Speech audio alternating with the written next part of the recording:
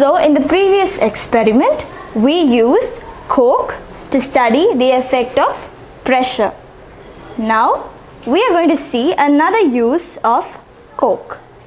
Coca-Cola is an excellent rust buster. I think you would have heard this. It is used as a cleaning agent too. Why is this happening? This is because of its citric acid content. So the properties of Coke help break down the rust particles and make it easy to clean. So shall we try cleaning something with Coke? So for this experiment, you will need, obviously you need something dirty, right? You can use a tile that is dirty or anything. So here I have a plate that is definitely dirty from the look of it. And then you will need Coke and a piece of cloth.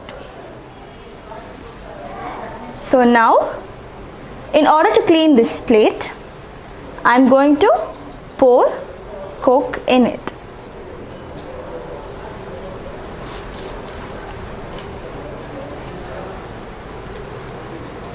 So a little bit is enough.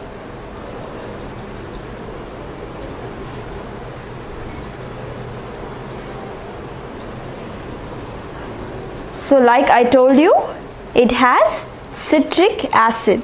So it breaks down all these dust particles and it makes it very easy to clean.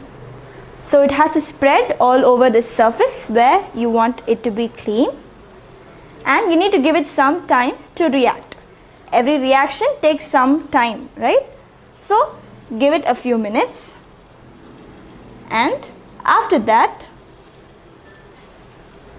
we will use a cloth to wipe it. So now let us see what happens. So you can see the difference. If you give it some more time, this citric acid in the soft drink will react and make it easier to clean. So normally this would be very difficult to clean.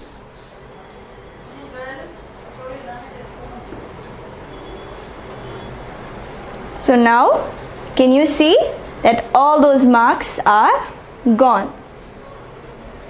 So now we have a clear plate. And what did we use to clean it? Yes, our very own soft drink.